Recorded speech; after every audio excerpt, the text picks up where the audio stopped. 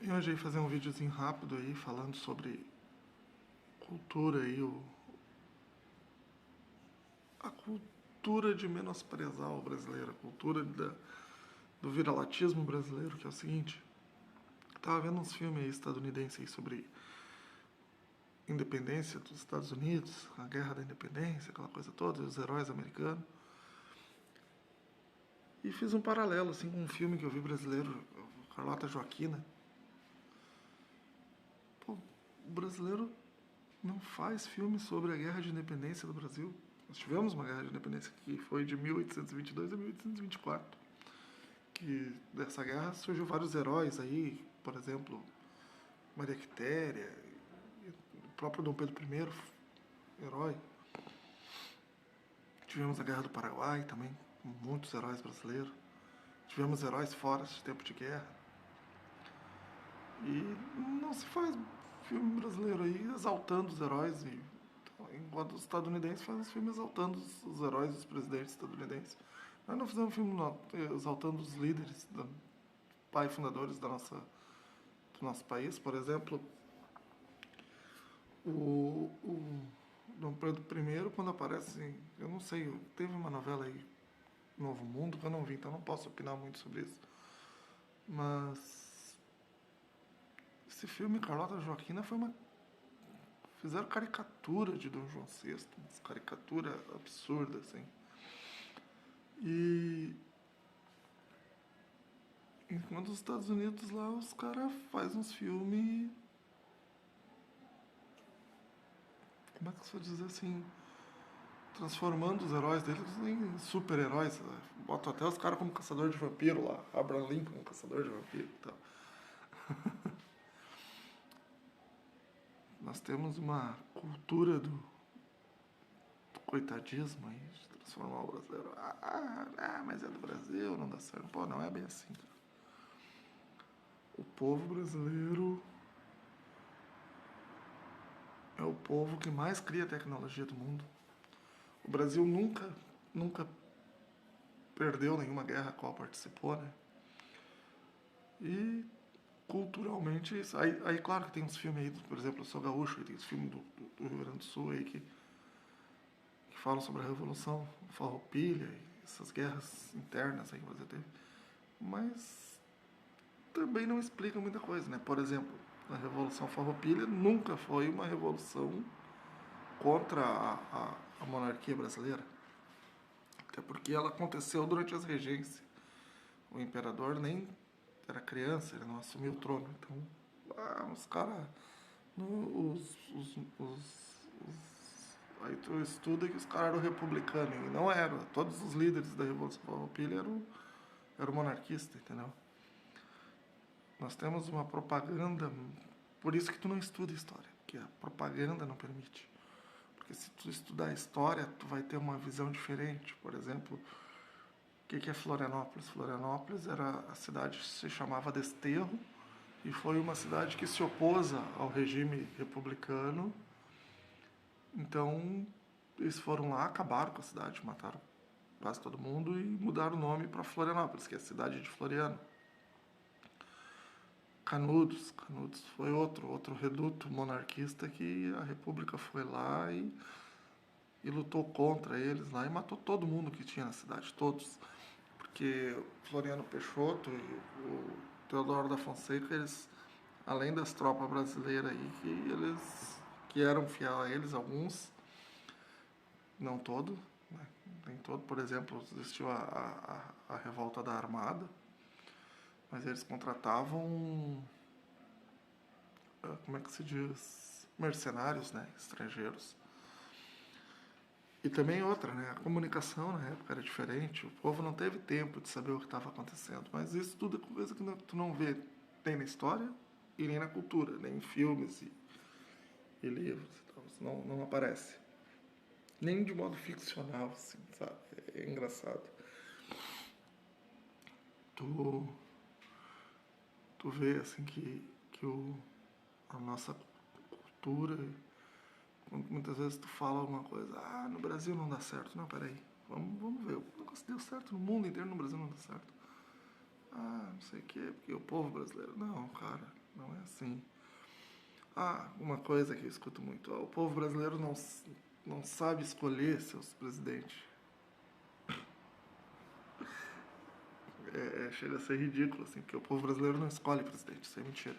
Entendeu? O povo brasileiro não escolhe deputado, o povo brasileiro não escolhe senador, não escolhe prefeito, não escolhe... Isso aí é mentira.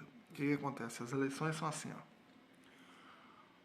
Cada grupo de partido, coligação ou partido vai escolher alguém dentre lá os seus associados lá que tenha o apoio dos poderosos para receber o financiamento para poder fazer a campanha política. Todos os partidos. Não existe candidato independente. O cara, para ser candidato, tem que pertencer a algum partido. Então, o partido é que vai escolher quem é que vai ser o candidato. E o povo vai apontar entre aqueles que os partidos, ou seja, os grupos dominantes de político e dominante econômico, já escolheram. Entendeu? Então, o povo não sabe escolher. Claro que sabe, ele não escolhe. E mesmo que escolhesse, então ainda tem ali ó, a Câmara dos Deputados lá, o Senado, onde menos de 10% é eleito de forma direta, por maioria de votos. A grande maioria, mais de 90%, entra pelo coeficiente eleitoral. Ou seja, o povo não escolhe, dependendo do partido, vai entrar. O cara que faz mais votos bota mais gente. Essa é a pseudo-democracia que existe no Brasil. Mas, indo pro lado da cultura, aí tu tem esse coitadinho, essas coisas, não, funciona, que o povo não sabe escolher. Uhum. Porque o povo não se une, mas vai se unir no quê?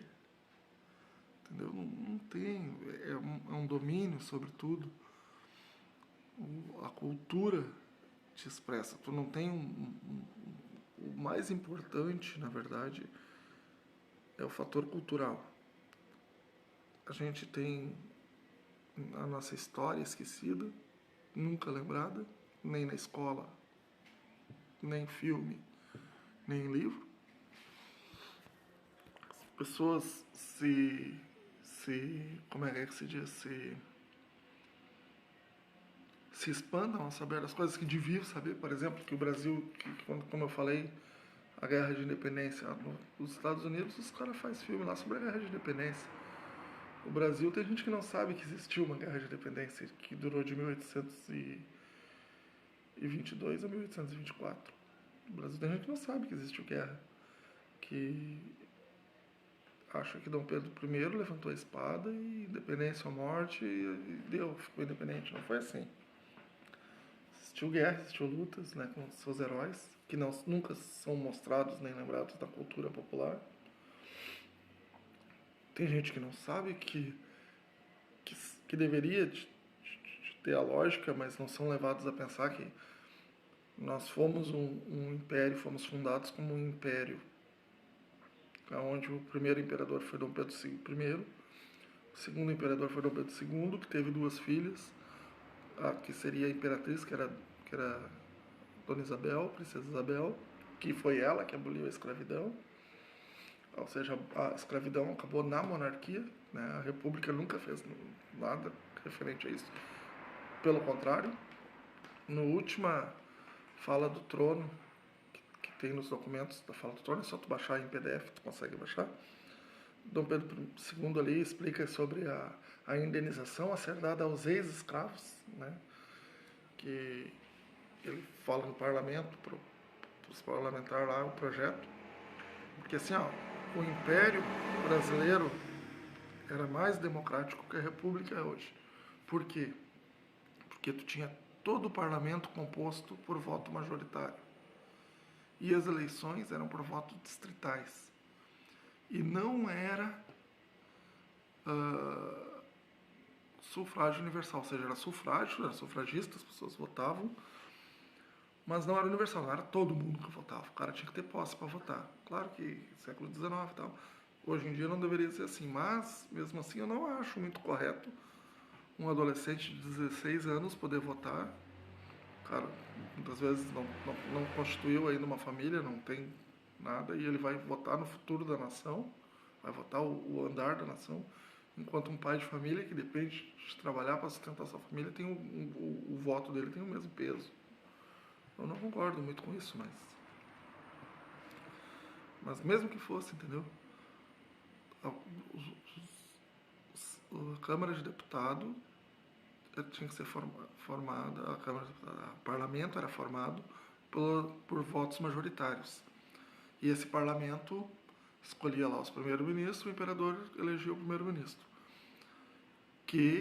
O presidente da Câmara de Ministros, que seria o primeiro-ministro. E esse era o que governava, era o chefe de governo, enquanto o imperador era o chefe de Estado. Então é claro que ele não decidia tudo, não era uma monarquia absolutista. Assim, ele punha lá os seus ideais à Câmara de Deputados e o primeiro-ministro, ou o presidente da Câmara, do parlamento, ele ia fazer com que as coisas acontecessem, entendeu?